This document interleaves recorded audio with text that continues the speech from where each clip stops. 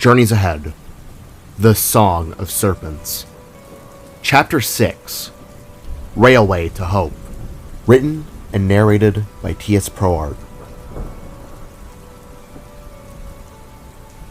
Bounding across wet terrain with muddy plops and smacks, the unlikely trio of Void, Nock, and Coco embarked their way towards this would-be train station. Signs had all been leading the way, showing that it hadn't been too far off. In truth, they would have been at their destination 5 minutes earlier, but because of Void, their walk had been slow. The Spark found his steps to be rather sluggish. His legs slightly ached as that unhealthy feeling continued to bite at his soul. Although not all bad, the Spark, Nock, and Coco could see that things weren't looking too great in that moment. However, the Spark continued his march forwards anyways. "Are you doing alright?" Nock asked as they pushed aside a large brush of leaves in their path. "Could be better, but I'll manage." Void quietly returned as the three of them turned their way towards a rightward path, seeing a glimmer of light in the distance. Not too far off, down a soaking wet slope, was what they were looking for: a bunch of station trains. A total of 4 locomotives could be made out, all looking rather fancy in nature.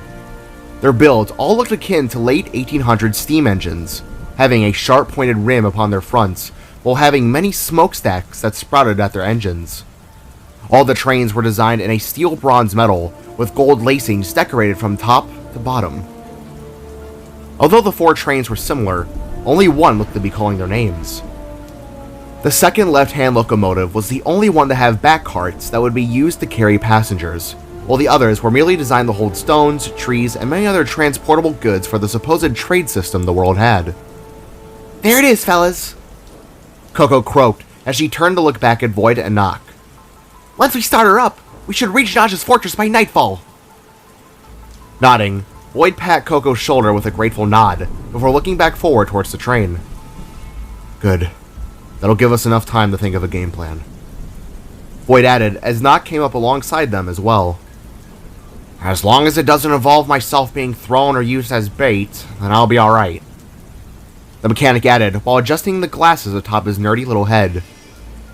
Smiling with a weak chuckle, Void pat Nock on his back with a gentle tap that sent him stumbling forward with a small sneeze. "Bless you. And no promises," the Spark said with a joking wink. Yeah, come on. These mosquitoes are... Phew! Killing me." Nock replied before waddling his way downwards. "Wait, are we actually gonna throw him?" Coco asked with a curious little face. Looking towards the frog, Void simply shrugged his shoulders before following behind Nock. "So we are gonna throw him," Coco replied before following as well. It wasn't long till the trio made it to the train. The massive locomotive was much larger up close, looking to almost double the size of your average Aurora City train. Climbing inside, they found the interior to look rather fancy. Tons of green cotton soft seats lined rows of windows and tables that all had candles upon their tops. Glistening white stone rocks looked to be glued upon the ceiling as well, while literal grass carpets lined the station wagon's interior. It was odd yet intriguing, Void thought, as both him and Nock walked over and took a seat upon a booth near the middle window. As they sat, they both gently sunk into the warm and seamless seat, making the two of them rather comfy in their spots. Coco, on the other hand, began to make her way towards the control deck of the train. "Hey kid, are you gonna drive this thing?" Void asked as he leaned out over the booth's side. Looming over her shoulder, Coco smiled and gave a peace sign with her webbed hand, giving the expression of oddity. "These trains run on magical autopilot. I'll join you two in a moment once I get it all set up," the frog exclaimed before leaping into the next cart ahead. "Magic train? Heh. Hopefully it'll have a bunch of butlers singing and giving out hot chocolate later down the trip," Nock jokingly said, making reference to a film that Void had no knowledge of. Alright," the Spark replied with a confused smile and chuckle before leaning back into his seat. The rain outside continued to pelt against the windows, as it seemed to almost get heavier within the downpour. Thunder roared and lightning flashed upon the group, leaving Void to sigh with relief. Glad we got here when we did, Void said, while now remembering back to the distant voice of Jida. He wasn't sure if it had been in his head, or if it was actually her.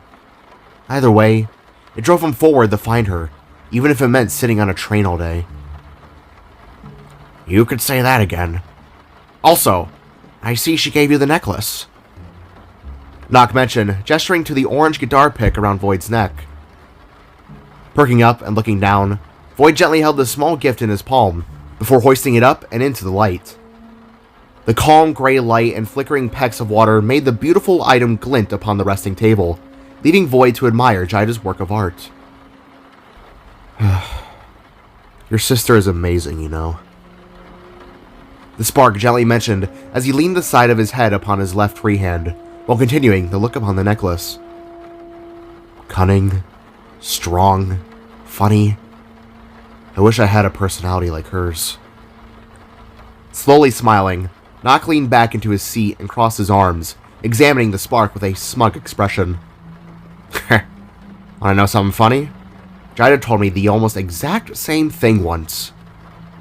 Nock revealed, causing Void's eyes to perk back towards him. Huh? Really now?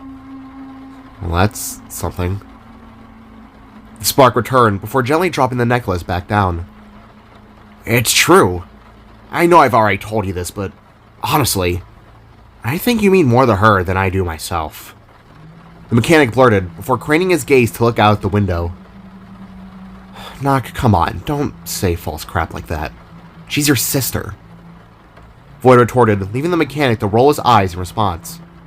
Found, sister. We're just good chums at the end of the day. But you, my friend, she really cares about you.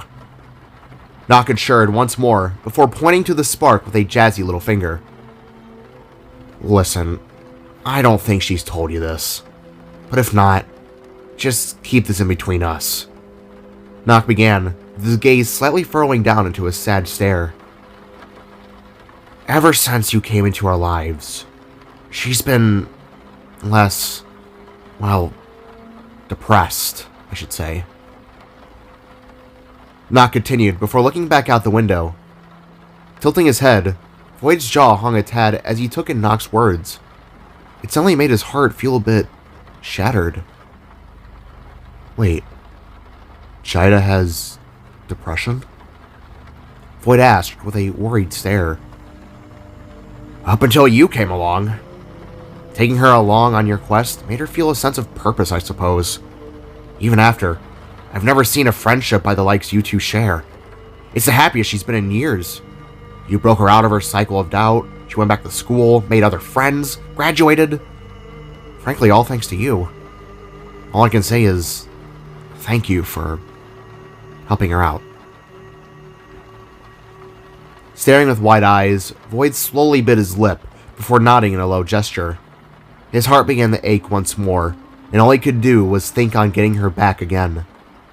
It really began to tear him up on the inside. I really mean that much to her. Huh. Is all Void could say, before clasping his hands together and looking at the table.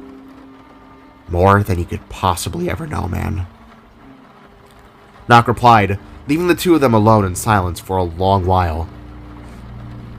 Tapping his clenched hands upon the table, Void sighed on the inside before looking back up to his mechanic buddy, proceeding to seek some sort of answer that he wasn't sure to describe as. Nock, could I talk to you about something? Void asked, leaving the mechanic to tilt his head in response. Yeah, sure. What's up? Kicking his mechanical leg up and down from underneath the table, Void began to contemplate his words on what he wanted to say, to try and talk clearly about what he had been feeling. After breathing hard, he began to elaborate.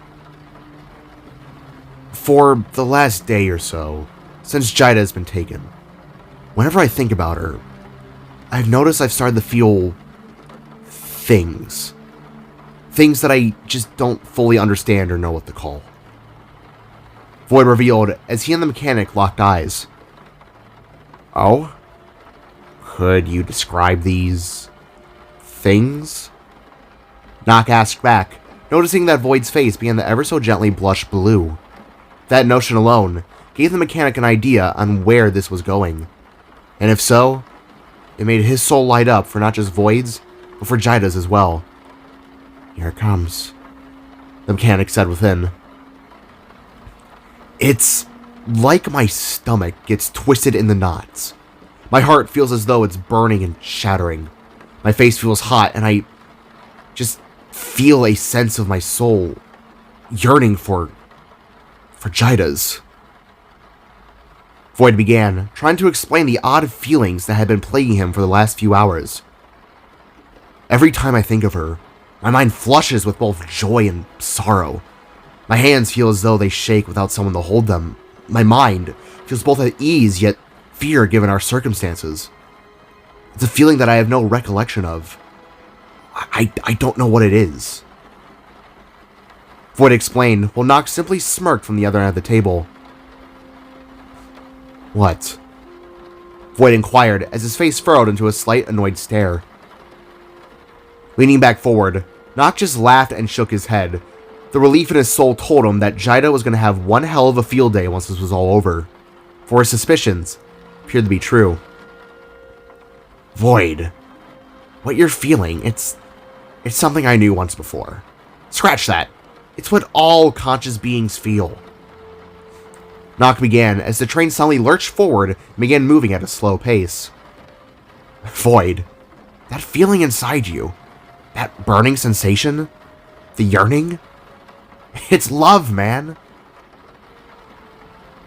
As the locomotive began to trek its way forward at a quickly advancing speed, Nock watched as Void's eyes slowly widened while a pink glow began to emanate from within his veins. It looked as though two brain cells clicked within the spark's mind, like puzzle pieces falling into place. It almost made the mechanic burst out laughing. Of course I love her. She's my best friend. I don't understand."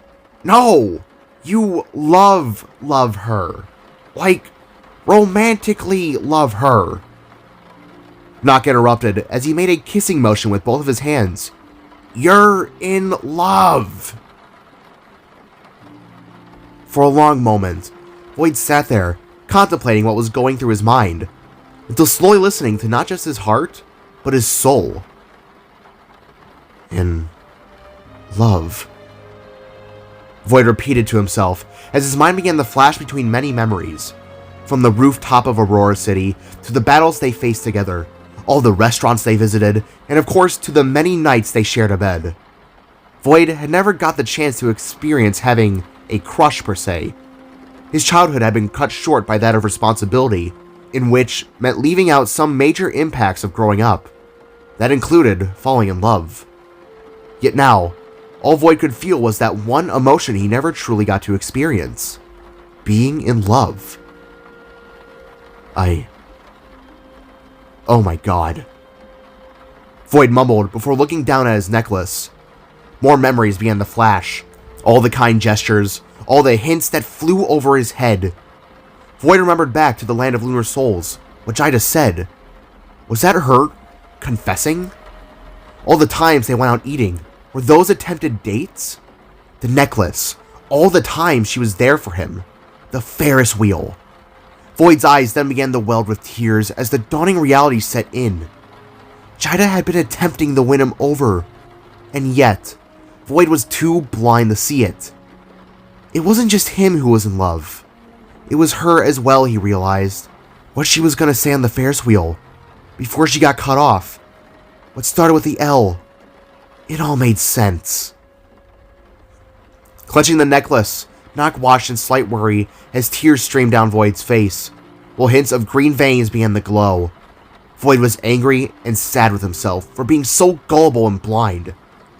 This even began to make Nock question if he should have answered the spark's inquiring ask to begin with. However, before things could escalate further, Coco appeared back in the view and gently wrapped her little yet fit arms around Void, pulling him close into a comforting embrace. "Oh, don't cry, Borb guy. We'll save her," Coco mentioned, proceeding to rub the spark's head as he weakly leaned back upon the frog with silent tears. How long were you listening?" Nock asked as he reached over and rubbed Void's shoulder. Shush! He's having a moment here. Coco snapped towards Nock before wiping the spark's tears. For all Void could do was question himself. Why didn't he notice it sooner?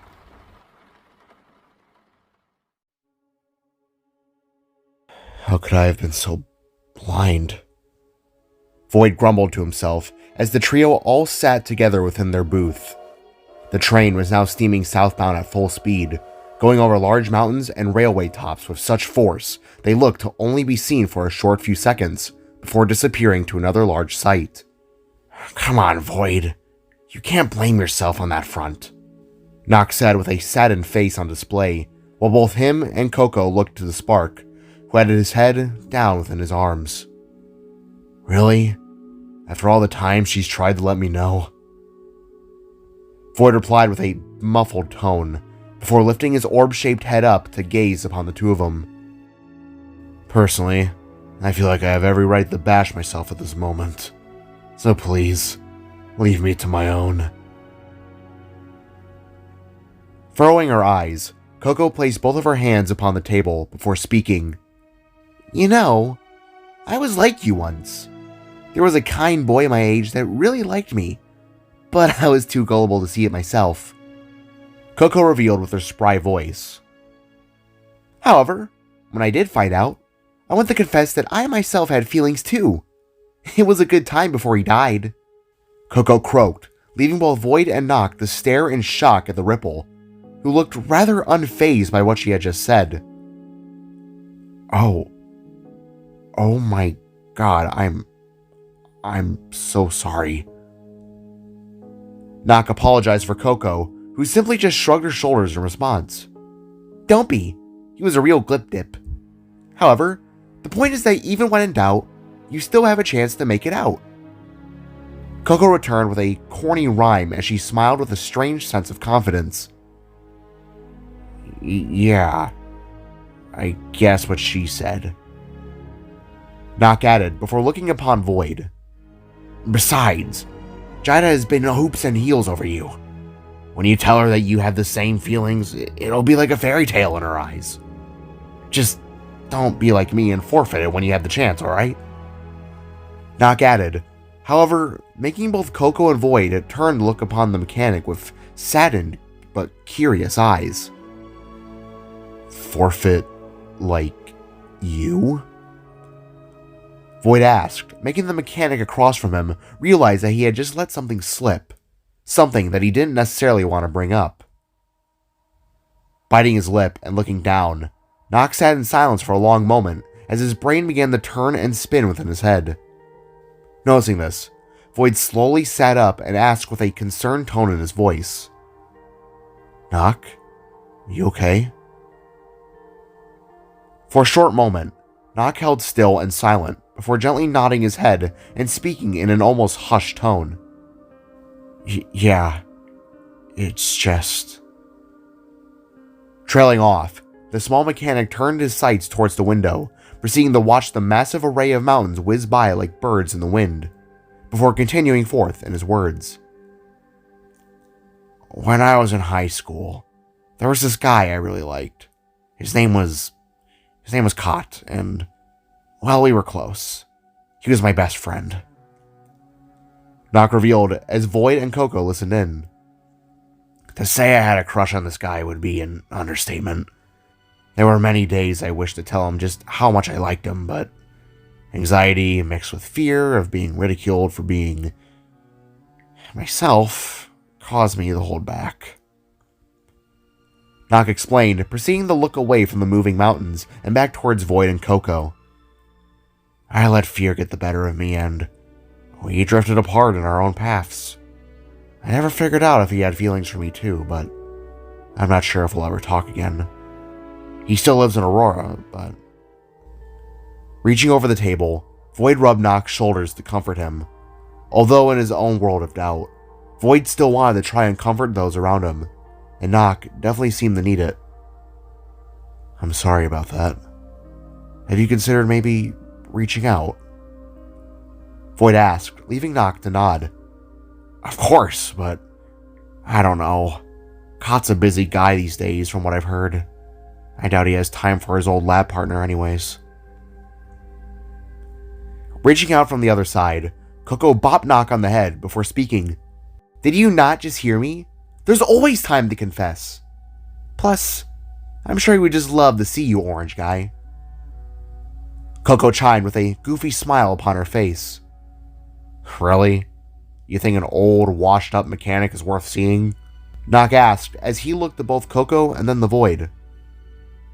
Of course. You're a fun guy to be around. And plus, you're only in your early 20s.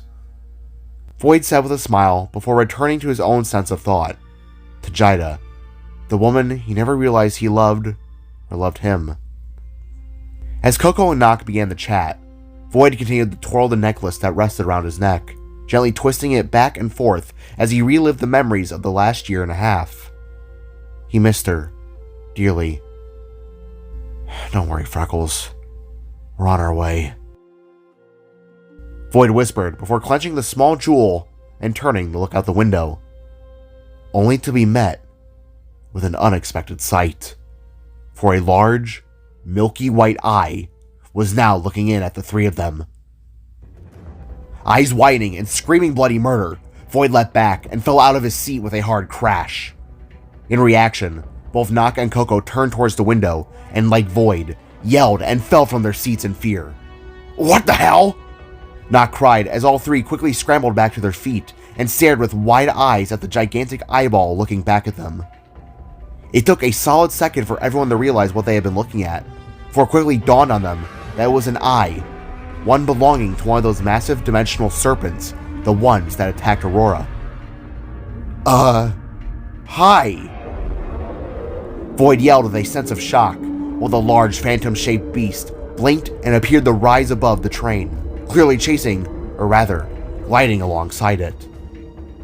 As it did, the audible sounds of hard thuds and footfalls landed upon the roof, instantly making everyone realize that they were being ambushed. It appeared that the serpents were going to attempt to hijack the train. Well, this isn't good, Coco babbled as the audible sounds of the snakes chatting and barking at one another made their presence known through the roof above. How the hell did they find us?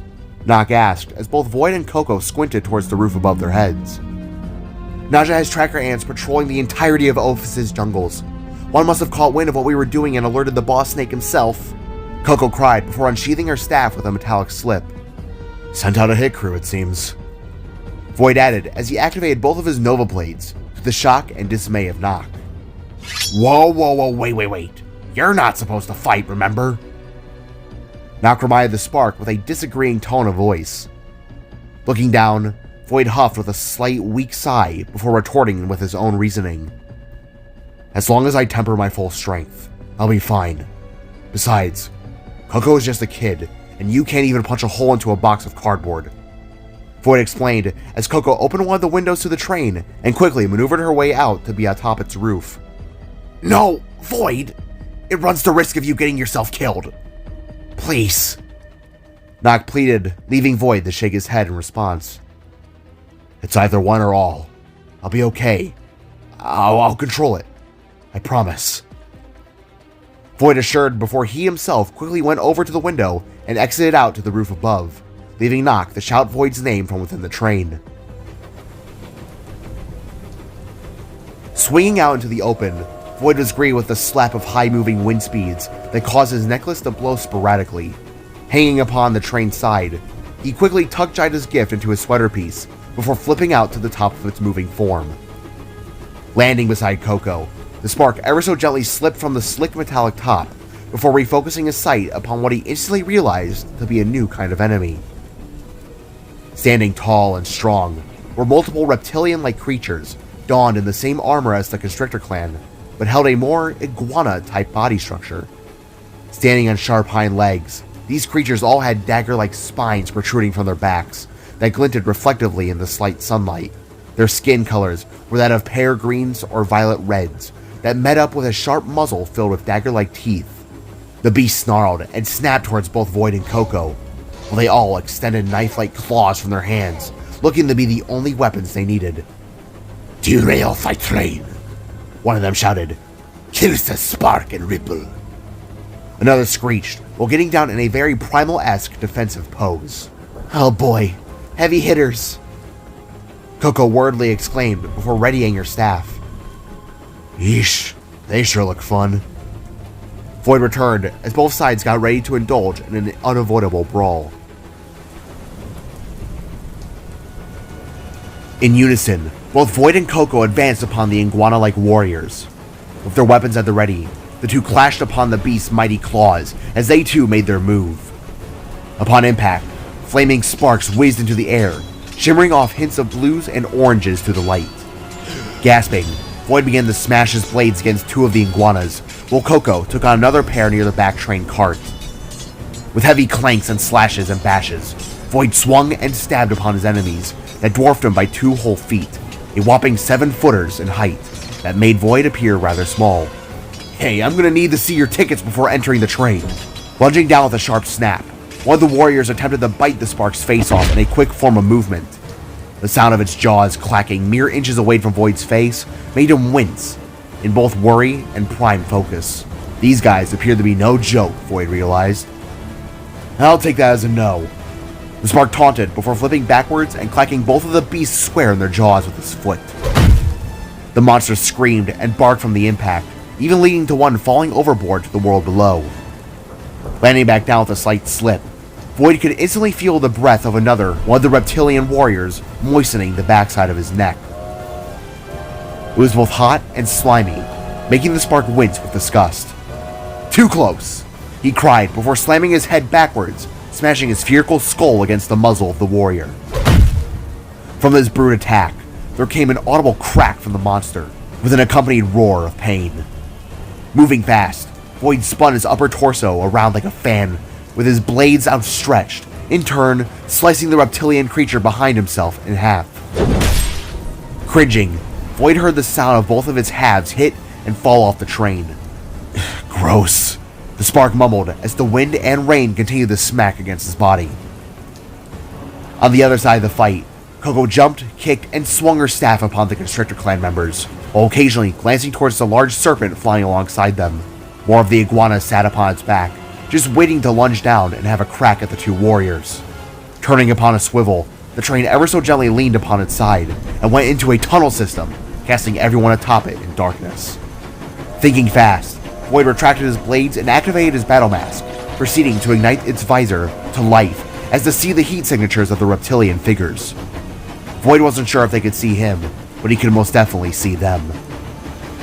Taking a breath and concealing his energy, Void slowly focused his movements upon stealth and force to take on his enemies. It was one of the only other ways he knew how to fight in his current circumstance. Quickly going from both his left and right, Void kicked and struck with his legs and fists as well, knocking some of the reptilians off while bringing others down with a slash.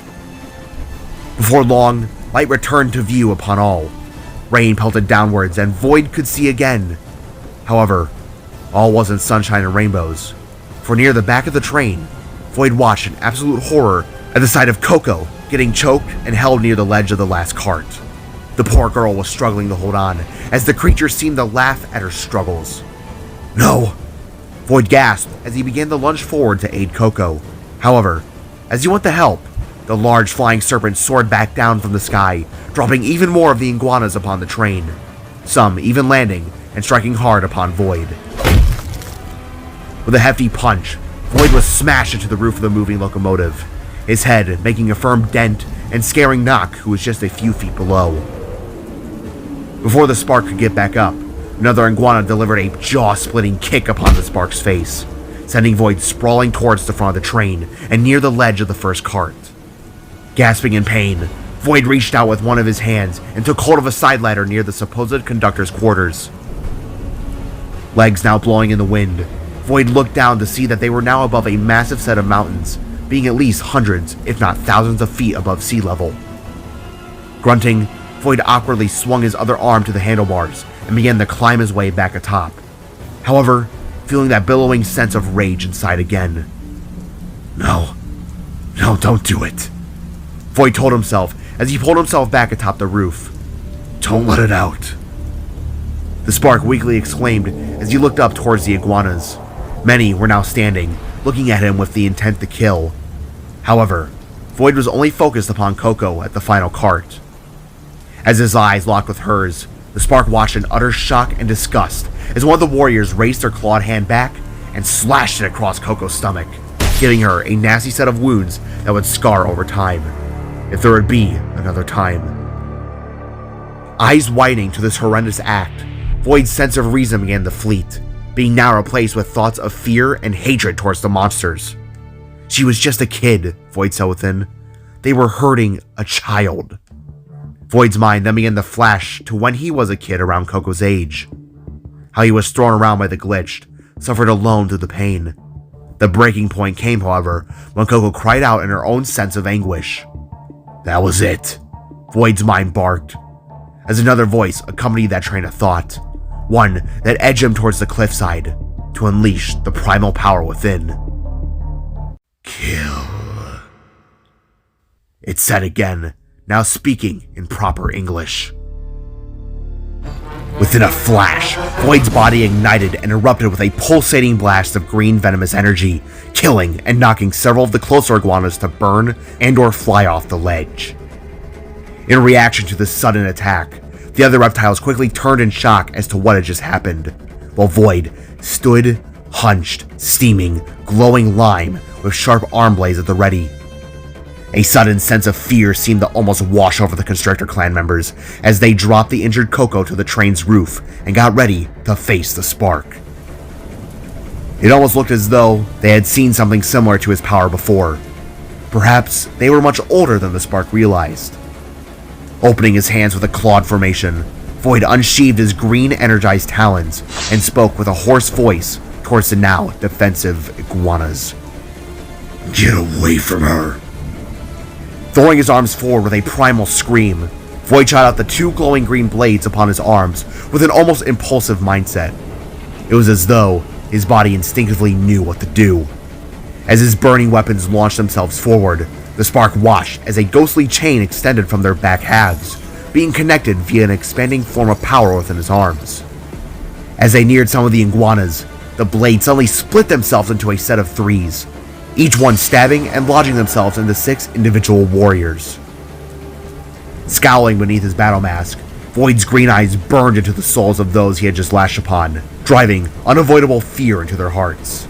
Then, with one swift form of movement, he yanked all 6 of them up and slashed downwards, dislodging the reptiles and sending them sprawling down to the far world below.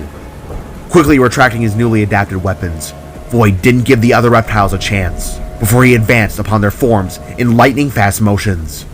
Void now seemed to move even faster than before. His vision mimicked motion blur as he extended his claws and began to bash and slash down upon another Constrictor clan member. Moving with the speed of a world-class boxer, Void smashed his metal hands hard against the beast in a deadly set of blows, before gripping him by the head and throwing his scaly body over the ledge in a spiraling manner.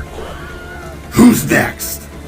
Void yelled as his voice fluctuated between his own and something more primal, like a deeper, angrier side of his soul that didn't seem to be his own. Whirling and extending his arm, Void lashed his claws around another nearby reptilian, proceeding to pull himself towards him and deliver a sharp bone-splitting punch upon its snout.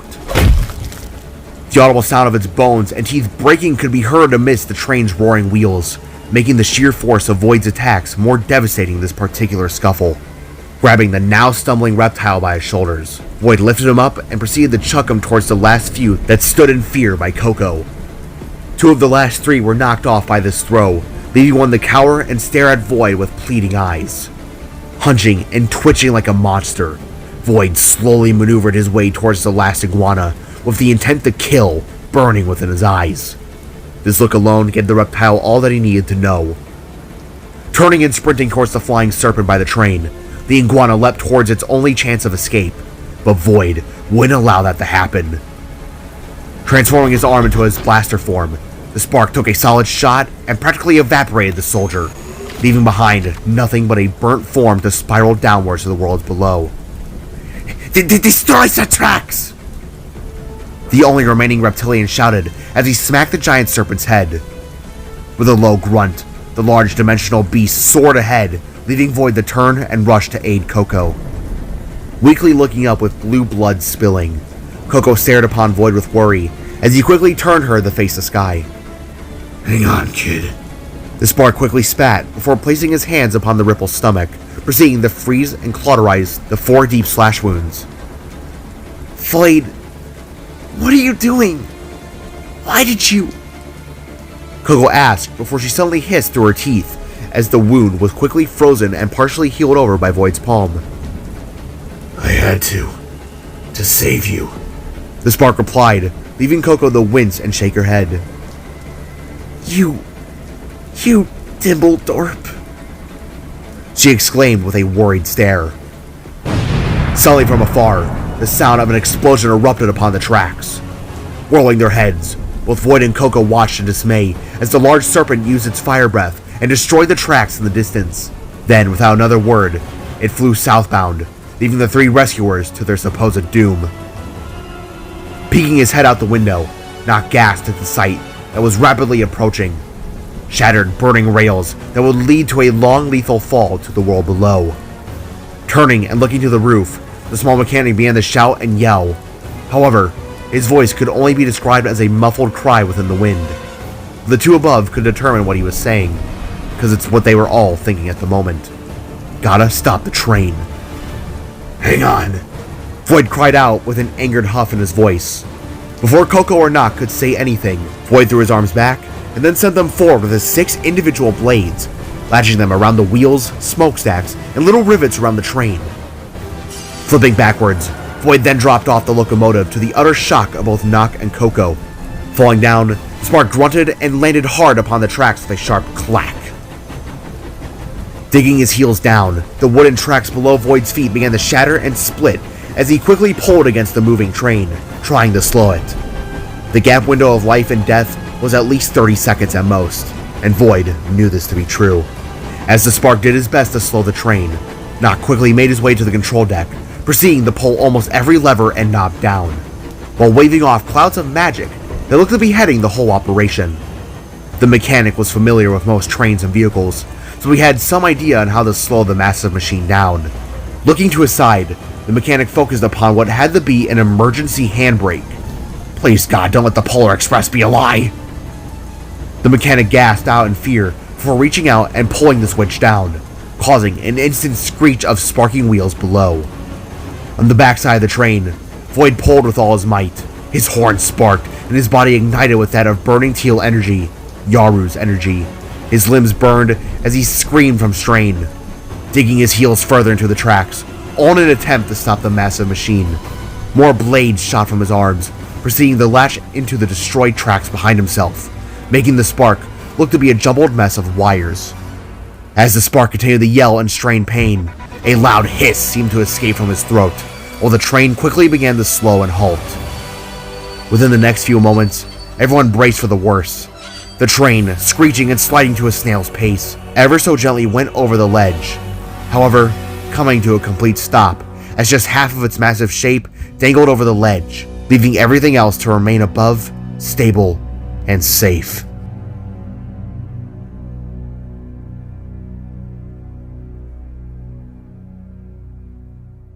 As the dust settled and rain continued to slow its pour, Void took a long breath and dissipated his energy, proceeding to collapse upon his knees with the most numbing sensation he had ever felt.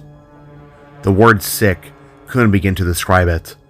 The best word to call it was just wrong. With colors reverting to normal, fangs shortening, and skin now a more greenish tint, Void took in a long and drawn-out breath before suddenly vomiting. A mixture of green and blue fluid spilled upon the railroad tracks, while Void himself felt an unbridled surge of anxiety collecting in his mind. He was still alive, but now progressively weaker to the circumstances. Slowly craning his gaze up, the spark watched through a blurry view as both Nock and Coco ran to his aid. Together, they helped him back upon his feet, while Nock, with the most wordly sick tone, said, "Void, you promised." Grunting with a cough, the spark wiped his mouth before standing back to his full height. Without responding to Nock, Void proceeded to stare in anger at the broken railway system. "Those serpents," Void grumbled within his head. "Those damn serpents." "Great. How are we gonna get there now? Coco asked as she clutched her now healing stomach. Without a word, Void extended his arms and gently wrapped them around Nock and Coco, proceeding to extend his fingers and wrap them around as well, as a means to act as makeshift harnesses. Void, what are you doing? Nock asked as the spark's fingers clicked together in a tight hold. With the rain now just a mere drizzle, Void grunted again and activated his wind turbines, proceeding to levitate into the air with Nock and Coco strapped below. Whoa, what are you doing? Coco inquired as Void began to fly higher into the air, and then suddenly blast forward, leaving both Nock and Coco to yelp in shock. If they think some derailed train is going to stop us, then they thought wrong, Void gruffed out in an almost pain tone of voice. Nock's just going to pay for what he's done to us, to Jida. We're ending this tonight, whether he likes it or not. Void continued as he followed the railroad tracks below. Igniting his thrusters to her full ignition, Void went as fast as he could, southbound, while carrying his two concerned friends below. All Nock and Coco could do was stare up at the spark with a concerned set of emotions. For Coco, this was all new. But for Nock, he'd never seen Void so angry and or spiteful towards something. Even when they first met, Void held a look of optimism in his mission to stop the glitched. But here, it was a whole different story. Perhaps the venom was shooting his emotions, the mechanic pondered. Or maybe his sudden realization of love for his sister tipped his mindset even further. If so, Nock would need to remind Void to do his best to not indulge. It's all he could think to do so.